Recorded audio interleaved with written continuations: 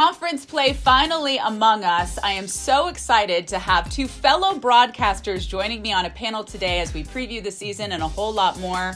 From USF George Devine and from BYU Kristen Kozlowski. Two girls that I spoke to early on in the season, and I was so excited to speak to both of them because their path to get here has been somewhat similar. Shaylee Gonzalez and Ioana Kremili. I want to start with Ioana because I spoke to her last week, and grateful is a word that a lot of these players have used just to be back on the court. She has just had such a dominant start, George. What have you seen out of her? Nothing but amazing. You wouldn't have known that she had an injury last year. Kremili has been very special, just still shooting above 50% from three. But what's been great about her is her floor vision, seeing the open player, seeing the open shot has been contagious these last few games for the Dons. And when you see post players with 4 and 5 assists in a game, that tells you about the guards who are handling the ball, that they've created a culture of passing and finding the best shot. Looking at Shaylee Gonzalez, Kristen, what I found most interesting in the season preview is how Coach said she became a real student last year, sitting right next to them on the bench and just taking notes, preparing herself for this season. And obviously, it has played out, all that hard work, her note-taking, she's able to show it on the floor now. What have you seen out of Shaylee? Well, it can go one of two ways, right? Either you check out and say, this is the year off for myself, or you're really paying attention and you are a student of the game. And that's exactly who Shaylee Gonzalez has been. From the moment she came into BYU, she was a student of the game. She really takes the time to study her opponent, to know what advantages she's going to have in a game. And that's why I think she's been so successful, because she has the skill and she has the talent to be able to produce on the court.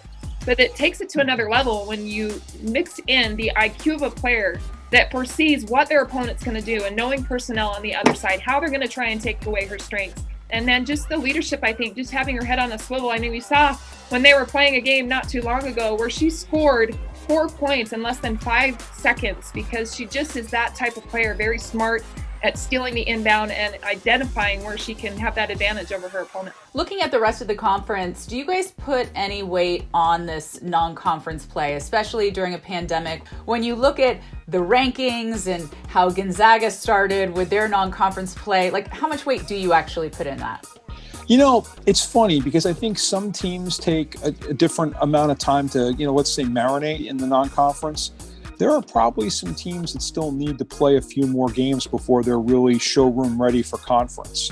But guess what? You got to be ready today. You get no choice in it.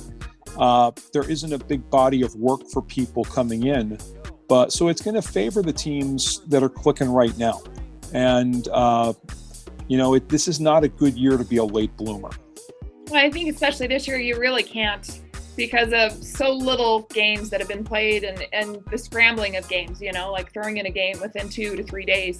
And so going by the numbers, it's kind of hard to do coming into the WCC conference play. I think that we'll really get a feel for these teams after the first week and finding out who's really going to kind of, at this point, excel early in the season, and maybe the teams that are going to be some of the sleeper teams that we'll see towards the end of February kind of come together and really be in good symmetry and chemistry going into the WCC tournament. Is there a player in the conference that you're really looking forward to watching this season, Kristen? I really love watching the Portland players, and it's Haley Andrews and Alex Fowler. With the return of those players, Haley Andrews, who's at the point guard, she's leading the conference in assists per game. She is a special player, a distributor. And then Alex Fowler, who everyone is worried about, I think, and has on their radar. And then you throw in their sharpshooter in Maddie Mulheim. So for Portland, I just think that they kind of have the key pieces to really make some teams fear and then do some damage. The player I'm looking forward to seeing the most, Valerie Higgins of Pacific. I think Pacific's got a great club, and I think they've got a wonderful nucleus with Valerie Higgins and Brooklyn McDavid.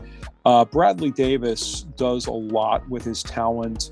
Pacific is a team that, missed a chance of probably going to a postseason last year. That's a chance for teams to, you may not win a tournament, but you might get an extra week of practice, or you might discover something about somebody. You think, how much better could these teams have been right now if they had that experience?